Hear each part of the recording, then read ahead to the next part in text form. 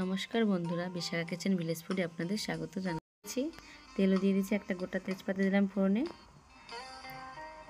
এবার দুটো শুকনো লঙ্কা একটু দিয়ে দিলাম, ভালো চেড়ে নেড়ে চেড়ে নেব। 400 গ্রাম পেঁয়াজ নিয়েছি, পেঁয়াজ কুচি তো ভালো করে ভেজে নেব। বেশি ব্রাউন করা যাবে না কিন্তু।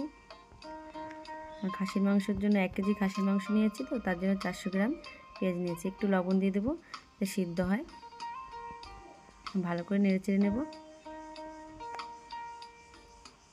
এবার একটা গোটা টমেটো কুচি দিয়ে দিলাম, সেটা একসঙ্গে মিক্সড করে নেব। ভালো করে ভেজে নেব নেড়ে চেড়ে।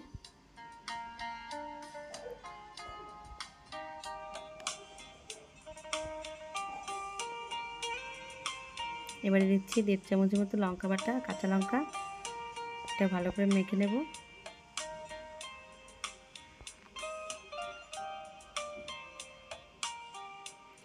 ভালো করে নেড়ে চেড়ে নেব।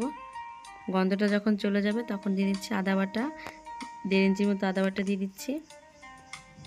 এটা ভালো করে নেড়ে চেড়ে নেব।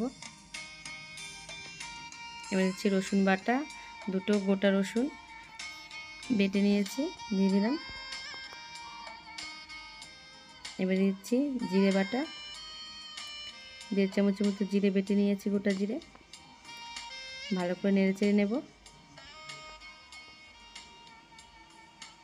এবার দিচ্ছি শুকনো লঙ্কা বাটা, যে যেমন খাবেন সেই পরিমাণে লঙ্কা দিয়ে দেবেন। এবার সবগুলো ভালো করে নেড়ে চেড়ে নেব, একটু কষিয়ে নেব। হালকা ফ্লেমে কিন্তু কাশ্মীরি মির্চ লঙ্কার গুঁড়ো দিয়ে দিচ্ছি, 1.5 চামচের মতো। সুন্দর একটা কালার আসবে। হালকা ফ্লেমে মশলাটা কষিয়ে নেবেন, পুড়ে গেলে ভালো লাগবে না। আপনারা তো অনেকেই অনেকভাবে রান্না করে খেয়ে দেখেছেন, এভাবে রান্না করে খেয়ে দেখবেন, ভালো লাগবে।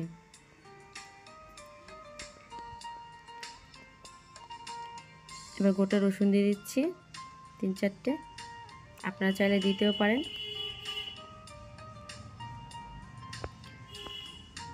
আগে থেকে খাসির মাংসতে আমি হলুদ আর লবণ মেখে রেখে দিয়েছিলাম আধ ঘন্টার জন্য, দিয়ে দিলাম।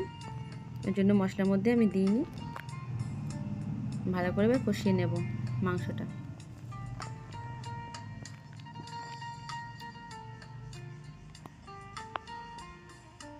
মাংসটা কিন্তু হালকা ফ্লেমে রান্না করতে হবে, আস্তে আস্তে। নিচে ধরে গেলে ভালো লাগবে না।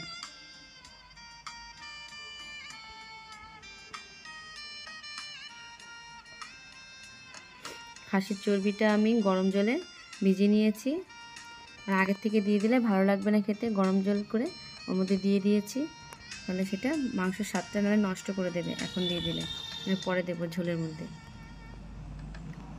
এবার পরিমাণ মতো চিনি দিয়ে দিচ্ছি, স্বাদ অনুযায়ী। এবার চর্বিগুলো দিয়ে দেব। প্রায় কষানো হয়ে গেছে মাংসটা। সুন্দর করে মেখে নেব সবগুলো একসঙ্গে।